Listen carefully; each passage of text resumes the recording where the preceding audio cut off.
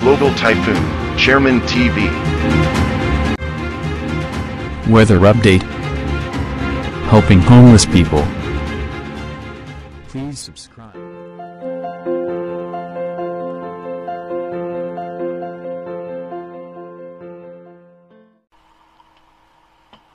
Magandang gabi po. Ito po ang latest update ngayong araw, October 17, 2023. Patuloy na nagiging maganda po ang lagay ng ating panahon kahit meron nga po tayong umiiral na north-easterly surface wind flow dito nga po sa may parte ng extreme northern Luzon at ng northern Luzon. Asahan naman natin yung mga localized thunderstorms sa ibang bahagi ng bansa dito sa may parte ng Mindanao, western section ng Visayas at dito sa may parte ng Mindanao. At tayo naman po sa ating advanced weather forecast ng European Center yung minomonitor natin na posibleng mabubuong bagyo sa may Pacific Ocean. Sa ngayon nga po, yung latest prediction ay ito nga ay aangat bahagya patungo dito sa may parte ng karagatan ng Japan. Ito naman po yung rain map animation po natin. Posible nga po mamayang alas 8 ng gabi may mga posibleng pagulan dito sa parte ng Davao, Cagayan de Oro.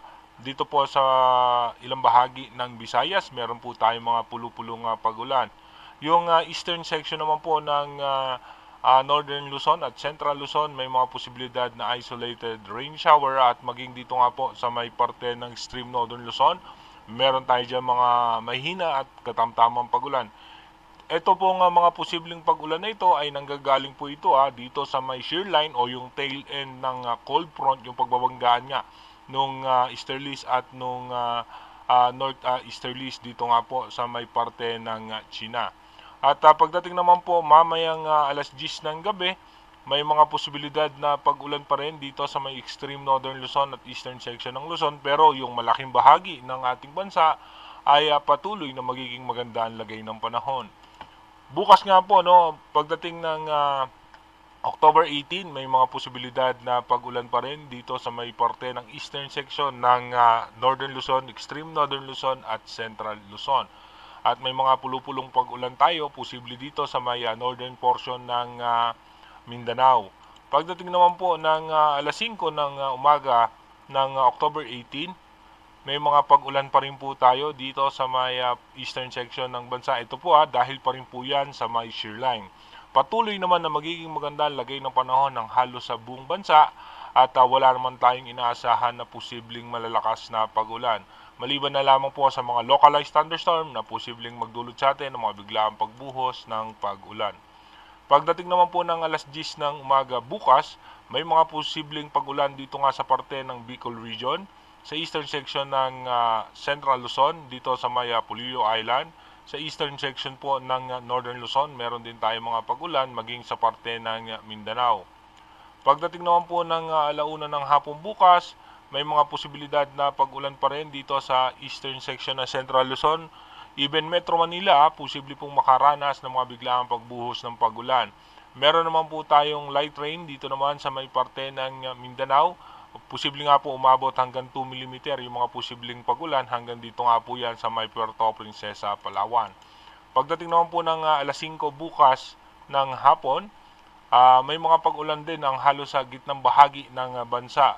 Aabot po yung mga pagulan na yan hanggang dito nga sa northern portion ng Luzon at maging sa may Palawan at Mindanao, makakaranas po tayo dyan ng moderate rain. Kaya iba yung pag-iingat sa ating mga kababayan dahil nga posible tayong makaranas ng pagbaha at pagguho ng lupa. Sa may Visayas naman, patuloy magiging maganda ang lagay ng panahon. Makakaranas lamang tayo ng maulap na kalangitan. Dumako na po tayo sa ating advanced weather forecast. Dito po sa ating advanced weather forecast, mapapansin nga po natin yung low pressure area na nasa parte ng Vietnam, may isang ganap na bagyo na po yan. At patuloy nga po na lumalakas yung northeasterly at nagbabanggaan nga po sila ng easterlies, kaya po nagkakaroon tayo ng shear line na nagdadala nga po yan ng pagulan sa eastern section nga po ng Luzon. Magkakaroon tayo mga possible low pressure area pero mababa naman po ang chance nito na maging ganap na bagyo. Pagdating naman po ng October 20 hanggang 21, mapapansin nga po natin na tuloy-tuloy nga po na lumalakas itong northeasterlies at may posibilidad na na bubugso nga po yung ating amihan. At ito nga po yung cold front, mapapansin nga po natin, aabot po yung pagbugso niyan hanggang dito nga sa may parte ng Bicol region. Kaya magdudulot po yan ng mga malalakas na pagulan at posibleng pagbaha dahil nga sa banggaan ng north-easterlies at nitong easterlies. At magkakaroon nga po tayo ng posibleng bagyo dito nga sa may parte ng Pacific Ocean. Kung mapapansin natin by October 24, dito nga po mabubuo na itong tropical depression sa may parte ng Pacific Ocean at tuloy-tuloy pa rin po makakaranas tayo ng pagulan na yung gitnang bahagi pa rin ng bansa at halos sa buong Luzon ay makakaranas ng pagulan. Pagdating naman ng October 25, may mga malalakas na pagulan kaya iba yung pag-iingat sa ating mga kababayan dito sa may parte ng Central Luzon at Southern Luzon na posibleng makaranas ng mga pagulan. At ito nga po yung bagyo sa Pacific Ocean, kung mapapansin natin, paangat nga po yung kanyang direksyon. Pagdating ng October 27, aangat pa po yan. At merong isa pang sama ng panahon sa may karagatan ng Japan. Kung mapapansin natin, umaangat siya. Pero pag ito po'y umabot dito sa may parte ng kung saan tumutulak itong northeasterly, may posibilidad nga po na bahagyang bababa itong sama ng panahon na to.